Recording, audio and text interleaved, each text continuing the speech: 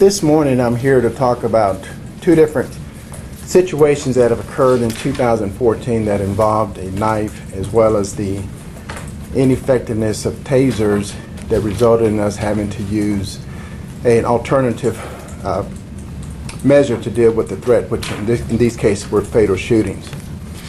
As we know, in April of this year we had a situation at Maple and Mount Carmel where a gentleman approached officers with a knife. A taser was used, taser was ineffective, and we subsequently had to wind up fatally shooting him.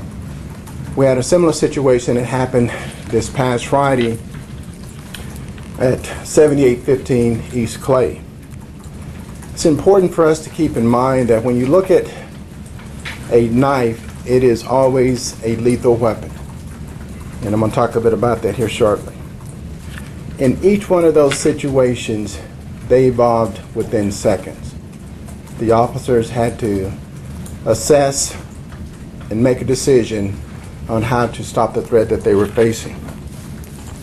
Ironically, when you look at the fact that each one of those situations, originally there was a good amount of distance, but as the suspects approached the officers and they had to use their weapons, that distance was reduced down between 6 to 8 feet, at what time the officers had to make a decision. As we know that when it comes to using deadly force, that is probably one of the hardest decisions that an officer has to make in their career, because that is the decision that will continue to be with them throughout their career. And that is one that they do not take lightly. When you look over the last several years between 2003 and 2012, according to the FBI statistics, 3 officers have been killed in the line of duty with a knife. One of the concerns or criticisms that we hear is why didn't the officers shoot the person in the arm, the leg, or use some other kind of weapon or tool to stop that threat? As I just mentioned a few minutes ago, the officer have seconds in which to assess and to respond according to the situation that they have at hand. Officers are trained to stop the threat. They are trained to stop the threat that they are faced with, and a lot of times it results in them having to shoot the suspect in the upper body or center mass. We do not train our officers to shoot somebody in the leg or the arm. That is something that you see on television. That is something that you see in the movies. In reality, we train to stop the threat. And you see that in the military. When they encounter threats in combat, they're not trained to wound the assailants. They're trained to stop that threat, to protect their lives. And that's what we're trying to do here. We officers are not trained to go hands-on with somebody that has a knife that's threatening. We train them, we instruct them how to use alternative tools that are available to deal with that situation, because we know that a knife is extremely dangerous.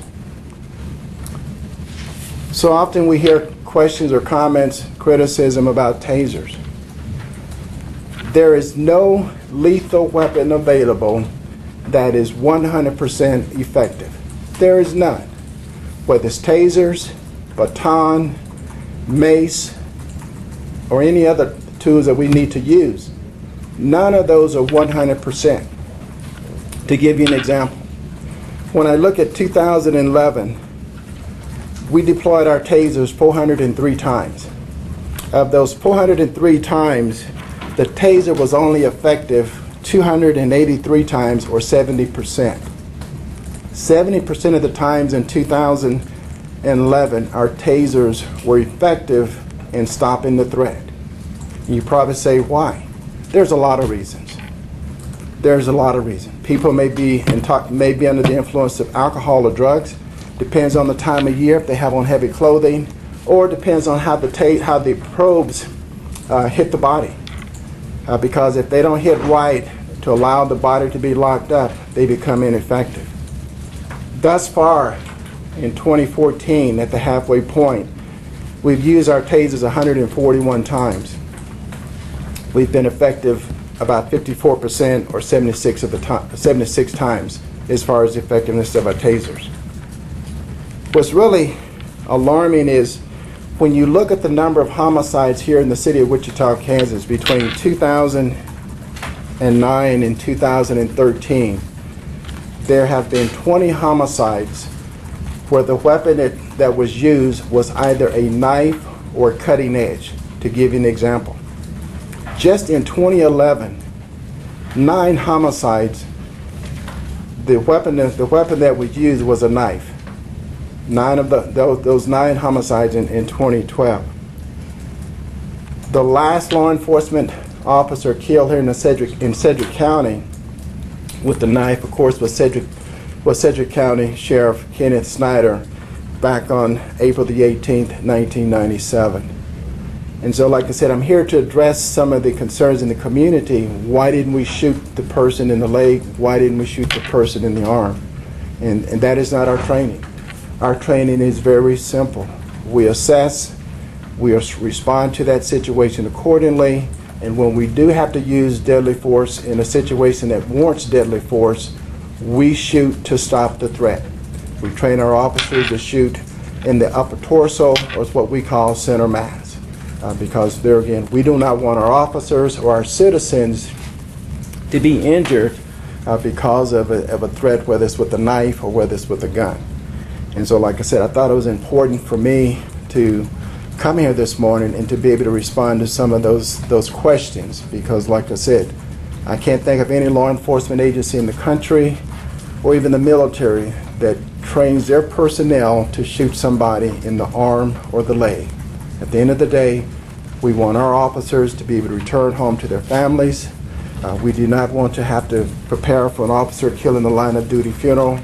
It's unfortunate that individuals were killed, but we had to address that situation that we face that evolved so quickly in both instances this year. And so, like I said, I just wanted to come by and speak to that. I know that Lieutenant East is going to send out the statistics that I talked about. That way you get a chance to really look at the numbers over the last several years, both from the standpoint of the effectiveness of the tasers, also looking at the number of local homicides that involve a knife. So I'm going to open it up for questions. Well, Chief, the family, when they spoke on Saturday, mentioned that he was dealing with some mental issues and may have been having some of that. Can you also talk about what that adds to the situation when you're having someone who's also maybe having some mental difficulties and things in a situation like that it's hard to maybe assess where they're coming from? Well, it creates a volatility of uncertainty because they're unstable, they're not open to logic, to reason, and we have to make those decisions. There again, I go back to assessing. We're talking assessing in seconds. We're not saying time out, that you can go over and huddle up. We're talking situations that evolve quickly, and you have to make those decisions to stop that threat. And like I said, you know, mental states just adds to it a little bit. So. Well, in a situation like that, whether there's mental illness involved or not, they're looking at somebody who's charging at them with a knife, and they've got to address that immediate circumstance regardless of what might be ancillary elements to it. Am I correct?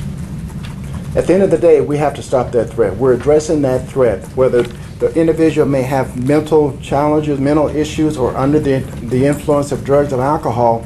We don't know. All we know is what we see as the behavior. We have to react. We have to be able to ensure the safety and well-being of not only our officers, but also the citizenry at large, because there may be other people within the close proximity of that situation. Chief, you mentioned that the 2 instances where the tasers failed to work. Is it anything mechanically wrong with the tasers, or is it just a question that sometimes the person is just not stopped? I know you talked about it depends on where the placement of the prongs go, but is there anything wrong mechanically with tasers? Do they sometimes fail, just mechanically fail? Well, anytime you deal with technology or tools like that, there's going to be sometimes where it may fail. I mean, right now, I've asked the training academy to look at our situations where the taser was not effective. Why? Why was it not effective? What circumstances were involved? To that way help us to maybe make some adjustments in our training. But if it's the equipment, then we need to look at replacing equipment, and that's part of that evaluation. The taser effectiveness statistics that you mentioned to us, how do those compare to national averages? I have not been able to look at the national average. I mean, this information has come from professional standards. We maintain information on our taser use and things of that nature within our own system. We have not reached out nationally to see how do we compare, and that's something that we will be looking at to see, is this customary to see the number of effectiveness and non-effectiveness with the taser. You were speaking about the mental situation there. Do y'all know if he was under treatment or anything, the VA or? Initially, there was no information. In listening to some of the comments that the mother relayed to the officer, he was trying to get into the VA. However, he was not accepted into the VA based on the comments that she shared with the officers initially, that he made application but had not been accepted. Had y'all had any reports of problems there with that situation before? I think we made a case in May. There was a case where there was an issue of mental instability where he was acting in a bizarre behavior that the officer made a case on it, just a report on it. Different officer. None of the two officers that responded had any prior dealings at this location. This was their first trip. Should there have been a follow-up to that mental case, instability case back in May? No, we didn't follow up on it that I'm aware of. We've heard the term, death by officers, things like that. Do you feel that this may have been a situation like that where he may have provoked or wanted the officer to respond in a certain way? I'm not going to speculate on why he did what he did and things of that nature there. I'm going by what we know as far as preliminary right now. Thank you. What can you tell us about the knife? Do we know what type of knife it was? It appeared to be, about a 4 to 5 inch blade, possibly a hunting knife or combat knife, is what was described by the officers. It's a large knife. It would do damage. It would do damage. So, like I said, Lieutenant East will get you this information. He'll fax it to you. That way you have all the information that I just shared with you and everything else. Just tell us what's going to happen next now as you guys continue your part of the investigation. Well, the investigation is continuing. The officers are currently on administrative leave, which is our protocol. The investigation is being conducted by the Kansas Bureau of Investigation as well as the District Attorney's Office. Their investigator responded to the scene as well, and we're also working jointly, providing resources and assistance with the investigation. Once the investigation is done, it is presented to the DA's office. The Sedgwick County District Attorney will make the final decision in regards to the incident itself, whether or not it's justified or not justified. The police department does not make the final decision. It is the District Attorney's office that make the final decisions. The KBI, as well as our department, will present the information to District Attorney Mark Bennett and his staff, and then they'll make the determination whether or not the incident on Friday was justified. Forgive me for not knowing, Chief, but one officer on administrative leave or? Two. We have two. Two officers initially responded. Both officers are placed on administrative leave, which is our normal protocol. Those two officers been on the force for a long time, can you tell us? That's correct. One officer has been on, I want to say, close to 15 years, and I think the other one has been on about 7 to 8 years. So they're both veteran officers. Did both fire or just one? Only one officer fired his taser as well as his duty weapon.